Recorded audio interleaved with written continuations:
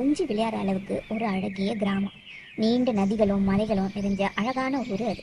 அந்த ஊரோட பேர் மாணிக்கபுரம். அங்கே இருக்கிற மக்கள் ஹாஸ்பிட்டலுக்கோ ஸ்கூலுக்கோ மார்க்கெட்டுக்கோ போகணுன்னா கூட அங்கேருந்து 6 மைல் தொலைவில் இருக்கிற பண்ணபுரம் அப்படிங்கிற ஊருக்கு தான் போகணும். ஒரு நாள் இரவு ஒரு 11:30 மணி இருக்கும். அப்போது இந்த நேரத்துல ரோட்ல யாரும் இல்லாத பாக்குறப்ப கொஞ்சம் பயமா தான் இருக்கு. இருந்தாலும் என்ன பண்றது, போய் தானே ஆகணும்.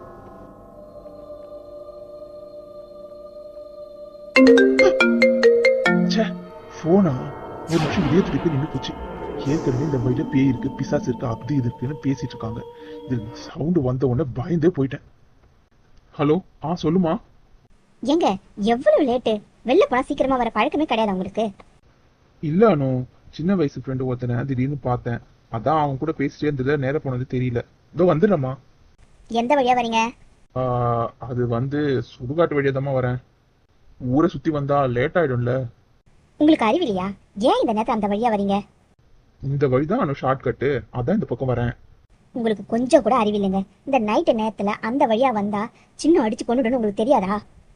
சின்னனா பெண் உருவத்தில் இருக்கிற ஒரு ஆண் பேய்.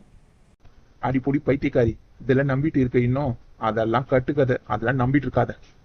நைட்ல திருடனுங்க வந்து ஈஸியா திருடுறதுக்காக இந்த மாதிரி கட்டுக்கதையெல்லாம் கட்டி விட்டுருக்கானுங்க. அதை போய் நம்பிக்கிட்டு பேயம் கிடையாது, பிசாசம் கிடையாது. பேய் பிசாசு இருக்கு சொன்னாதான் எவன் வெளில வரமாட்டான். அதான் திட்டு பசங்களுக்கு இது வசதியா போச்சு. சரி சரி, சீக்கிரமா வீட்டுக்கு வந்து சேருங்க. சரிம்மா. என்னது திடீர்னு போன் ஆஃப் ஆயிடுச்சு? ஒரு 70% சார்ஜ் இது. அப்படி இருக்கும்போது எப்படி போன் ஆஃப் ஆயிருக்கும்? என்னடா இது ஆனே ஆக மாட்டேங்குது. அது எப்படி 70% இருக்கும்போது ஆஃப் ஆகும்? என்னமோ விசித்திரமா இருக்கே. இது வரைக்கும் என் போன் இந்த மாதிரி ஆஃப் ஆனதே கிடையாது.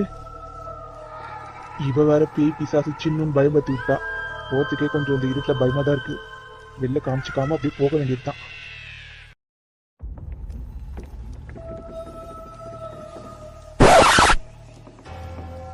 என்ன இது, வண்டி வேற ஆஃப் ஆயிடுச்சு. பெட்ரோல் கூட ஃபுல்லா தானே இருந்தது. பெட்ரோலும் ஃபுல்லா இருக்கு. ச்சே, ஆனே ஆக மாட்டேங்குது. ஐயோ, இந்த வழியில இந்த நேரத்துக்கு வண்டி வேற என்ன போச்சு. என்ன பண்றது? போன் வேற ஆஃப் ஆயிடுச்சு. யாருக்கும் போனும் பண்ண முடியாது. என்ன பண்றது? வண்டி தள்ளிட்டு தான் போன போல இருக்கே.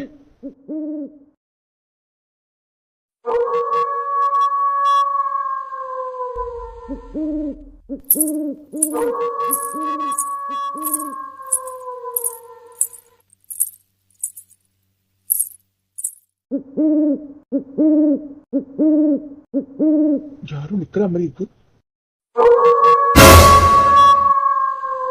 யார் இந்த பொண்ணு? எனக்கு ஒரு உதவி செய்ய முடியுமா?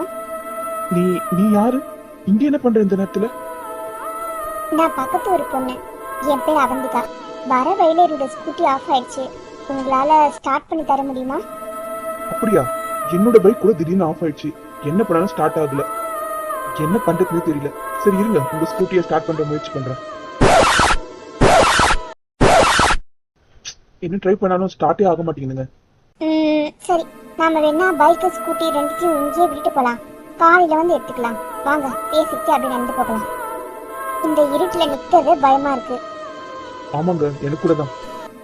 வண்டிய அந்த பக்கம் கொஞ்சம் ஓர விட்டுட்டு போலாமா? சரிங்க, காலையில வந்து எடுத்துக்கலாம். வாங்க, அப்படியே பேசிட்டே நடந்து போகலாம். வாங்க.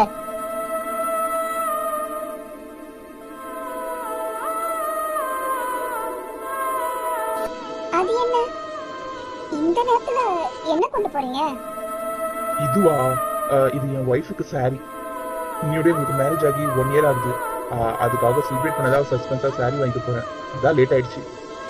ஓ அப்படியா? அப்போ உங்க ஒய்ஃபுக்கு தெரியாது நீங்க சாரி வாங்கிட்டு போறது இல்லையா? ஆமா, ஃப்ரெண்டை பார்த்துட்டு வரேன்னு ஒரு புல் சொல்லிட்டேன். ஏன் நீங்க எங்கேயோ பார்த்து பேசுறீங்க? என் முகத்தை பார்த்து பேசவே மாட்டேங்கிறீங்க. அது அப்படிலாம் ஒண்ணும் இல்ல. நான் இந்த பொண்ணை பார்த்து பேசாததுக்கு காரணம் இவளோட அழகுதான். எவ்வளவு அழகா இருக்கா. இந்த நிலவு வெளிச்சத்துல அப்படியே தேவதை மாதிரி ஜொலிக்கிறா. இவளை பார்த்தா பார்த்துக்கிட்டே இருக்கணும் போல இருக்கே. அதான் திரும்பி பார்க்காம வரேன். என்ன ஏதோ யோசனையா வராப்புல இருக்கு? அதெல்லாம் ஒண்ணு இல்லையே. ஐயோ, இவளோட அழகு என்ன இப்படி கொல்லுதே.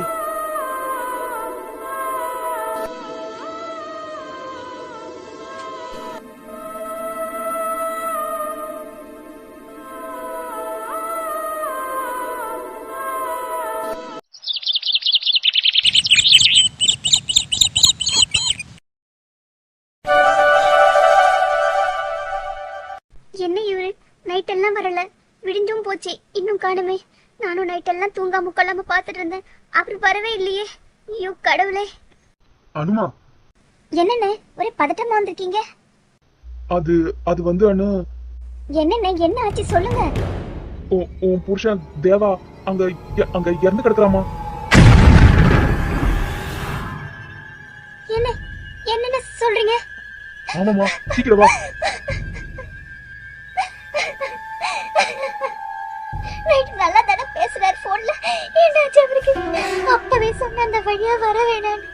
கேட்டாளா அந்த மனுஷன்?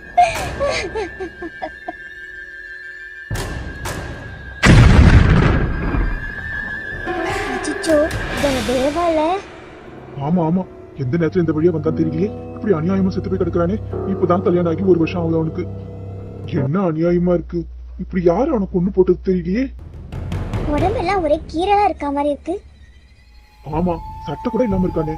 சட்டை இல்லாம வேலைக்கு போயிருப்பான். என்னன்னு தெரியலையே. கண்டிப்பா இது அந்த சின்னோட வேலையா தான் இருக்கும். என்னங்க என்னங்க ஆச்சு உங்களுக்கு? ஃப்ரெண்ட பாத்துட்டு வந்துறேன்னு சொன்னீங்களேங்க, இப்படி வராம இறந்துட்டீங்க. நீங்க இதோட கல்யாணம் ஆகி 1 வருஷம் தானேங்க ஆகுது. கல்யாண நாள் அதுவும் அவங்க கூட இப்படி இல்லாம போயிட்டு நீ வருத்தப்பட்டுட்டு இருந்த. ஆனா இப்படி மொத்தமா என்ன விட்டு போயிட்டீங்களே. இந்த பக்கம் நீங்க வரன்னு சொல்லும் போது எனக்கு பயமாதான் இருந்தது. சின்ன அடிச்சு கொன்னுடுன்னு சொன்னேன்னு கேட்டீங்களா? எல்லாம் கட்டுக்கதைன்னு சொன்னீங்களேங்க.